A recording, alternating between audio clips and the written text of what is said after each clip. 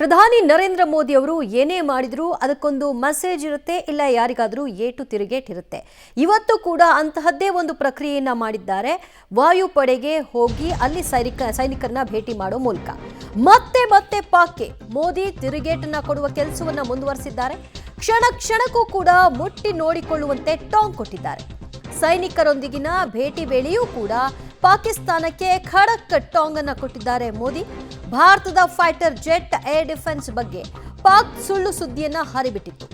Air defence ಹೊಡೆದು ಹಾಕ್ಬಿಟ್ಟಿದ್ದೀವಿ ಅಂತ ಬೊಬ್ಬೆ ಇಟ್ಟಿತ್ತು. ಅದಕ್ಕೆ ಸಂಬಂಧಪಟ್ಟ ಹಾಗೆ ಯಾವ್ಯಾವುದೋ ಫೋಟೋಗಳನ್ನ ಹರಿಬಿಟ್ಟಿದ್ರು. ಇಂದು ಅದೇ ಜಾಗದಲ್ಲಿ ನಿಂತು ಪಾಕಿಸ್ತಾನಕ್ಕೆ ಸಖತ್ತಾಗಿ ತಿರುಗೇಟನ್ನ ಕೊಟ್ಟಿದ್ದಾರೆ ನರೇಂದ್ರ ಮೋದಿ. ಒಂದು ಭೇಟಿ ಪಾಕ್ನ ಹಸಿ ಹಸಿ ಸುಳ್ಳನ್ನ ಬಟಾ ಬಯಲು ಮಾಡಿದೆ. ಈಗಾಗಲೇ ಸೇನಾ ಅಧಿಕಾರಿಗಳು ಆಗಿಂದಾಗೆ ಅಪ್ಡೇಟ್ಸ್ ಕೊಡುವಾಗ ಯಾವುದ್ರ ಮೇಲೆ ದಾಳಿಯಾಗಿದೆ, ಅದರ ವಿಫಲ ಯತ್ನ ಯಾವ ರೀತಿ ಆಯಿತು, ನಾವು ಯಾವ ರೀತಿ ಪ್ರತಿಕಾರವನ್ನು ಕೊಟ್ವಿ, ಹೇಗೆ ಅದನ್ನು ಧ್ವಂಸಗೊಳಿಸಿದ್ವಿ ಅನ್ನೋದಕ್ಕೆ ಸಂಬಂಧಪಟ್ಟ ಹಾಗೆ ವಿವರಗಳ ಜೊತೆಗೆ ಸಾಕ್ಷ್ಯವನ್ನು ಕೊಟ್ಟಿದ್ರು.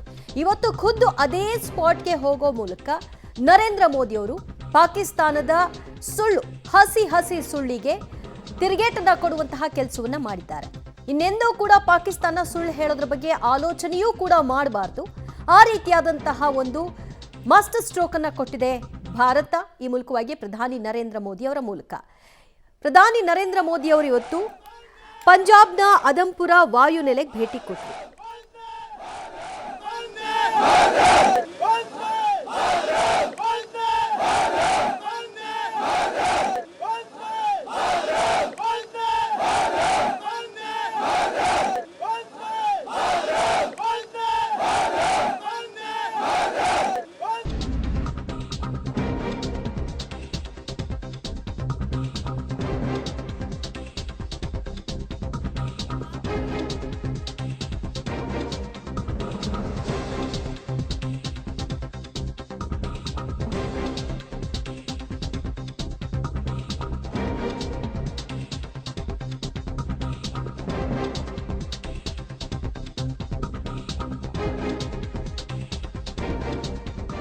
ಪಾಕ್ ಪ್ರಧಾನಿಗೆ ಮೋದಿ ಮತ್ತೆ ಕಪಾಳ ಮೋಕ್ಷ ಮಾಡಿದ್ದಾರೆ.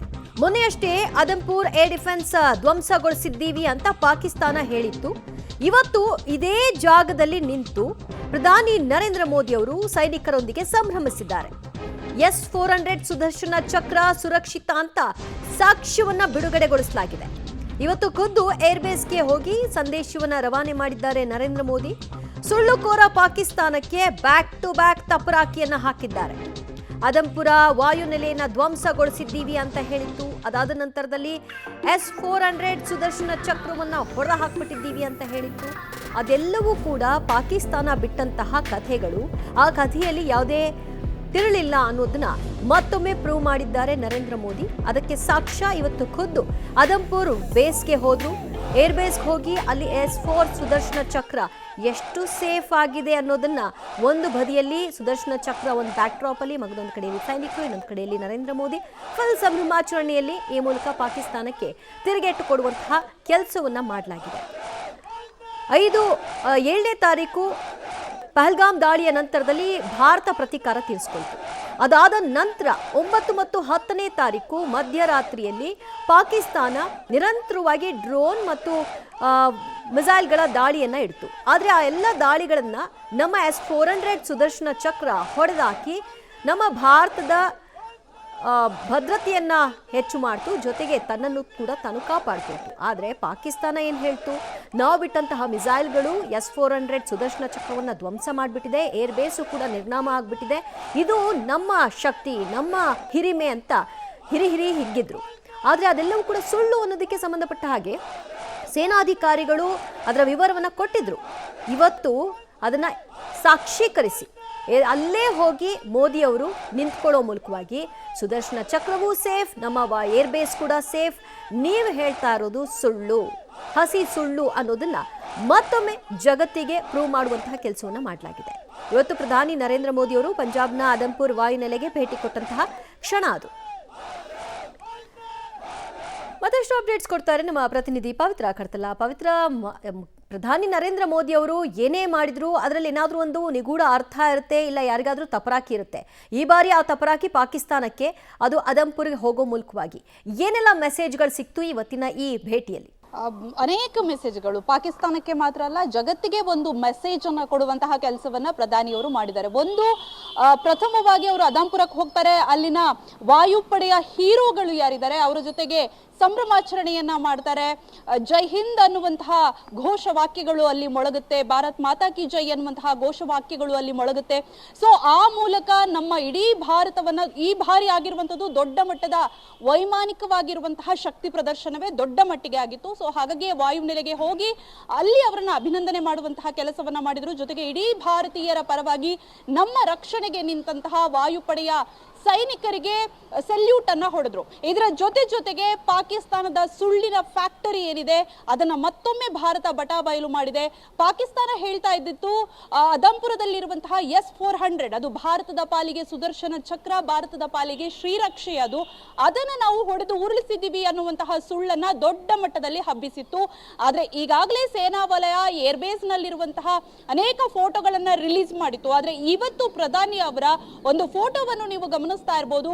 ಅದರಲ್ಲಿ ಸೆಲ್ಯೂಟ್ ಹೊಡೆಯುವಂತಹ ಫೋಟೋದ ಹಿಂಭಾಗ ಇರುವಂತದೇ S-400, ಅದು ದೇಶವನ್ನ ರಕ್ಷಣೆ ಮಾಡಿರುವಂತಹ ಸುದರ್ಶನ ಚಕ್ರ. ಸೊ ಅದು ಸೇಫ್ ಆಗಿದೆ ಅನ್ನುವಂತಹ ಸಂದೇಶವನ್ನ ಕೂಡ ಕೊಟ್ಟಿದ್ದಾರೆ.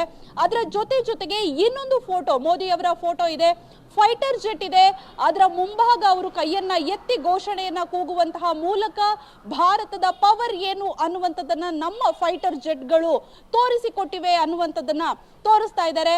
ಇನ್ನೊಂದು ಫೋಟೋದಲ್ಲಿ ಕ್ಯಾಪ್ಷನ್ ಕೂಡ ಇದೆ, ಶತ್ರು ದೇಶದ ಪೈಲಟ್ ಯಾಕೆ ನಿದ್ರಿಸೋದಿಲ್ಲ, ಆತನ ನಿದ್ರೆಯನ್ನ ಹೇಗೆ ಕಸಿದುಕೊಳ್ತೀವಿ ಅನ್ನುವಂಥದ್ದು. ಅಂದ್ರೆ ಭಾರತದ ಫೈಟರ್ ಜೆಟ್ಗಳು ಎಷ್ಟು ಹೈ ಸ್ಪೀಡ್ ಆಗಿದೆ, ಬೇರೆ ವಾಯುನೆಲೆಯನ್ನ ಹೇಗೆ ಪಾಕಿಸ್ತಾನದ 12 ವಾಯುನೆಲೆಯನ್ನ ಧ್ವಂಸಗೊಳಿಸಿರುವಂತಹ ಫೈಟರ್ ಜೆಟ್ಗಳ ಶಕ್ತಿ ಪ್ರದರ್ಶನ. ಸೊ ಎಲ್ಲವೂ ಇವತ್ತಿನ ಒಂದು ಸಂವಾದ, ಒಂದು ಅದಂಪುರ ಭೇಟಿ ಎಲ್ಲ ಆಗಿದೆ. ದಿವ್ಯಾ, ಸಾಮಾನ್ಯವಾಗಿ ಇಂತಹ ಭೇಟಿಗಳು ನಮ್ಮ ಸೈನಿಕರನ್ನ ಇನ್ನಷ್ಟು ಅವರ ಆತ್ಮಸ್ಥೈರ್ಯವನ್ನು ಹೆಚ್ಚು ಮಾಡಲಿಕ್ಕೆ, ಅವ್ರನ್ನ ಹುರಿದುಂಬಿಸ್ಲಿಕ್ಕೆ ಪೂರಕವಾಗುತ್ತೆ. ಅದು ಇಲ್ಲ ಅಂತಲ್ಲ, ಆದರೆ ಒಬ್ಬ ಪ್ರಧಾನಿಯ ಖುದ್ದು ಆ ಸ್ಪಾಟ್ಗೆ ಹೋಗಿ ಅವ್ರು ಮಾಡಿರುವಂತಹ ಕಾರ್ಯವನ್ನು ಪ್ರಶಂಸಿಸೋದಿದೆಯಲ್ಲ, ಅದು ನಿಜಕ್ಕೂ ಗ್ರೇಟ್ ಅಂತ ಹೇಳಬಹುದು. ಪ್ರತಿ ಬಾರಿಯೂ ಕೂಡ ಪ್ರತಿ ಹಂತದಲ್ಲೂ ಇದನ್ನು ನರೇಂದ್ರ ಮೋದಿ ಅವರು ಮಾಡ್ತಾ ಬಂದಿದ್ದಾರೆ. ಸೊ ಇವತ್ತು ಇದನ್ನು ಮಾಡೋ ಮೂಲಕವಾಗಿ ಮುಂದಿನ ಹಂತಗಳ ಹೋರಾಟಕ್ಕೂ ಕೂಡ ನಿಮ್ಮ ಅವಶ್ಯಕತೆ ಇದೆ, ನೀವು ಸಜ್ಜಾಗಿ ಅನ್ನುವಂತಹ ಮೆಸೇಜನ್ನು ಕೊಟ್ಟಿರಬಹುದಾ?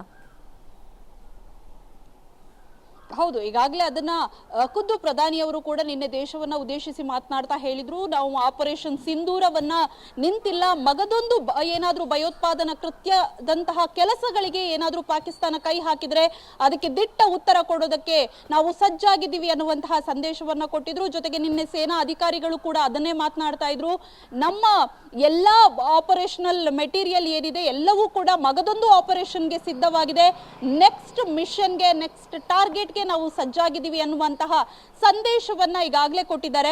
ಸೊ ಇವತ್ತಿನ ಭೇಟಿ ಏನಿದೆ ಅದು ಒಂದು ಕಡೆಯಲ್ಲಿ ವಿಜಯದ ಜೊತೆಗೆ ಹರ್ಷೋದ್ಗಾರ ನೋಡ್ತಾ ಇದ್ರೆ, ಆಪರೇಷನ್ ಸಿಂಧೂರದ ಸಂಭ್ರಮಾಚರಣೆ, ಅದರ ಸಕ್ಸಸ್ನ ಸಂಭ್ರಮಾಚರಣೆ, ಜೊತೆಗೆ ಶತ್ರು ಪಡೆ ಯಾವಾಗ, ಯಾಕಂದ್ರೆ ಪಾಕಿಸ್ತಾನವನ್ನ ನಂಬೋದಕ್ಕೆ ಸಾಧ್ಯವೇ ಇಲ್ಲ ಅನ್ನುವಂತಹ ಕಂಟ್ರಿ ಅದು, ಜೊತೆಗೆ ಅಲ್ಲಿ ಭಯೋತ್ಪಾದಕ ನೆಲೆಗಳು ಇನ್ನೂ ಕೂಡ ಇದೆ ಅನ್ನುವಂಥದ್ದು ಭಾರತಕ್ಕೂ ಕೂಡ ಗೊತ್ತಿದೆ.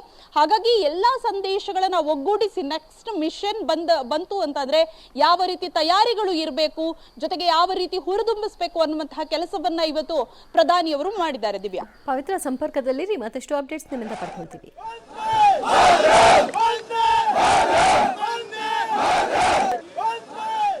भारत माता की, भारत माता की, भारत माता की।